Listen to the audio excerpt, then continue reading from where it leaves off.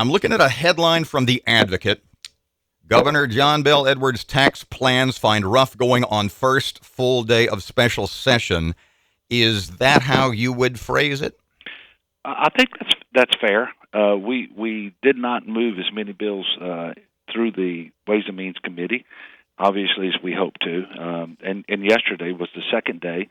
Well, we had a little more success, not as much as we need, and they'll be meeting again today.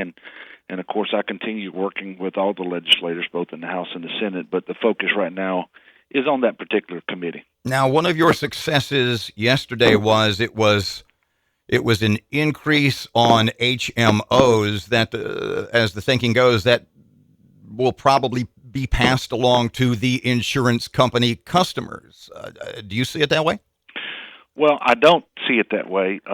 This is an insurance premium tax increase that CMS allows in order to come up with the money that's necessary to pay the state match for the federal dollars that come down primarily for the Medicaid expansion. And while that match is low, it's never going to be more than 10 cents. It's certainly not negligible. And so I think as we pursued the expansion, it was important to put in place a mechanism to raise the revenues necessary to pay that match. And I know that the benefits to the state from the expansion are going to far outweigh any cost, no matter how they're absorbed or passed along. You know, for example, we're saving $184 million state general fund the first year alone from expansion. Would it be fair to me to say that going into this special session, I don't want to say goal, but your goal was an income tax increase? Well, I don't know that I would say that was a goal. The goal is to close the deficit that remains at $600 million. Robert, I would remind you and your listeners that I inherited the largest budget deficit in the history of our state. And for the year starting July 1st, which is the year that we're in the session about now, that deficit remains at $600 million.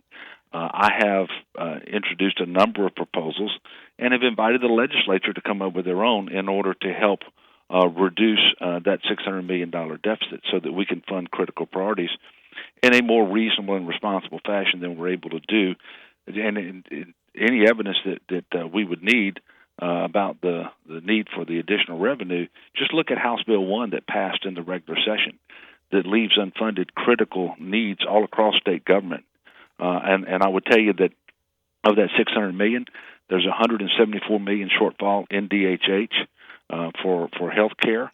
There's $155 million shortfall in the TOPS program. The higher education for the 8th straight year would take a general fund cut of $55 million this year, $74 million short for K through 12. So clearly a lot of huge needs left to be funded. And so my goal is to propose and pass some legislative bills that would close that gap. Part of it dealt with the excess itemized deduction, which is an individual income tax increase in the sense that the deduction would move from 100% to 57.5%, which is where it was before we ever did Stelly. I thought that was a reasonable step to take in light of our overall situation. The budget, your budget that went through the House last week, I guess it was $2 billion more than the budget from last year. Where are those increases, and are you taking a lot of heat for having an increased budget given the $600 million shortfall? Well, think about what you just said. The REC says that with that budget, the Revenue Estimating Conference, we still have a $600 million shortfall. That shortfall is all in state general fund. Most of the increase that you're talking about are federal funds, primarily related to the Medicaid expansion, because we are going to be drawing down more federal dollars next year to cover the expenses associated with the health care coverage for the expansion population. Now, I as you know, that was a big part of my campaign platform, and something I'm very proud of. And as I mentioned before, we're going to actually save $184 million of state general fund as a result of that. We would have an $800 million deficit right now were it not for the Medicaid expansion. Now, the reason we still have a state general fund shortfall, despite the fact that we have more money in the budget, is because in the current year, because up until June 30th, we're in the current fiscal year, there were $800 million in one-time revenue that was lined up against recurring expenditures. That money is not available next year. There were 13 vendor payments in the Medicaid program. I'm sorry, there were 11 made in the current year. I've got to make 13 next year because one of the ways that Governor Jindal dealt with his problems was to just push a payment into next fiscal year.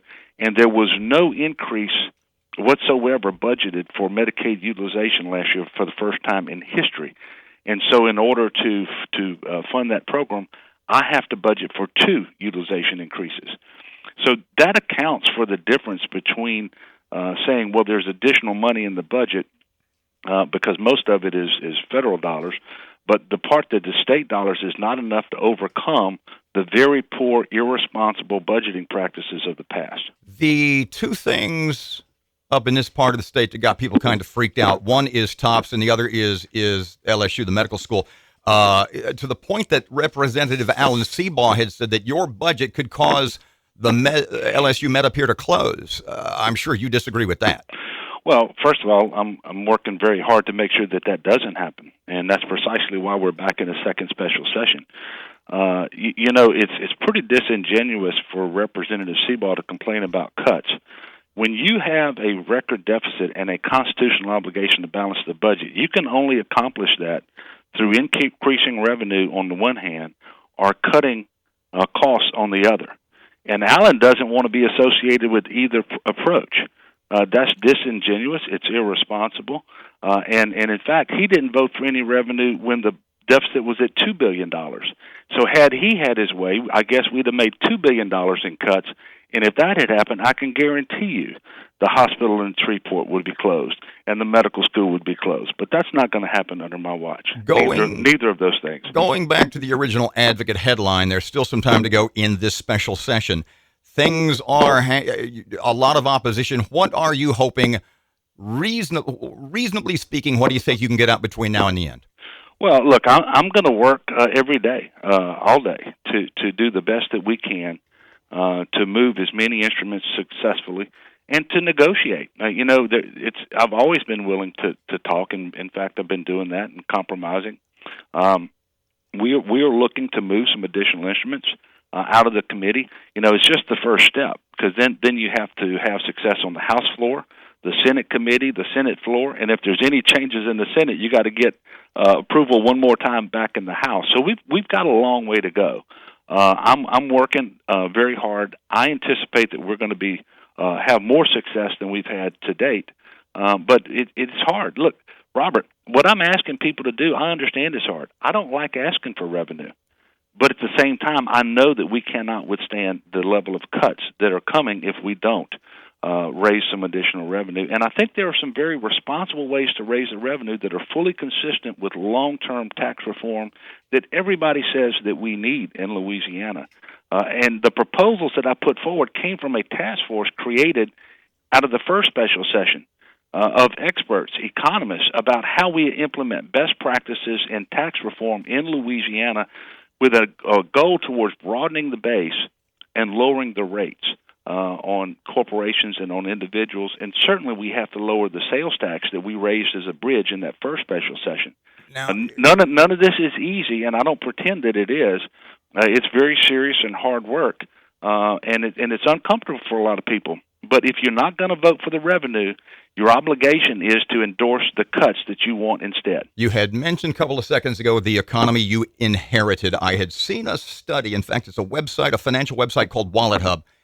And a couple of days ago, it mentioned that Louisiana has the 5th worst economy in all of America. Explain to me and to everybody how this special session, how the increased taxes and the increased revenue is going to help the economy. Well, first of all, we're going to help the economy in a lot of ways. One is we have to stabilize the situation in the state of Louisiana. There is no future for our state that has improved or benefited from continuing to disinvest in higher education, number one. We led the nation in that over the last 8 years, and we've got to break free from that. You can only stop that if you have the revenue to actually at least hold the budget at standstill for higher education. Secondly, as you know, the oil and gas sector in Louisiana has taken a real hit with the tumbling price of oil. That is a world commodity. Although it's up around $50 now, that's still not high enough to really reinvigorate that particular industry. And I think that's having the biggest overall downturn. Impact on the downturn in our economy. And as a result, the tax proposals that I have put forward, none of them have targeted that particular industry because we're trying to take that into consideration. But I have no doubt, Robert, we are going to stabilize. We are going to turn the corner, and we're going to be much better off going forward than we have. It isn't just the economy that I inherited that was bad. It's the budget that was bad.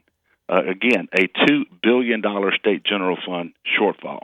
You just have to deal with it. You can't keep kicking the can down the road. That's what got it to $2 billion to begin with.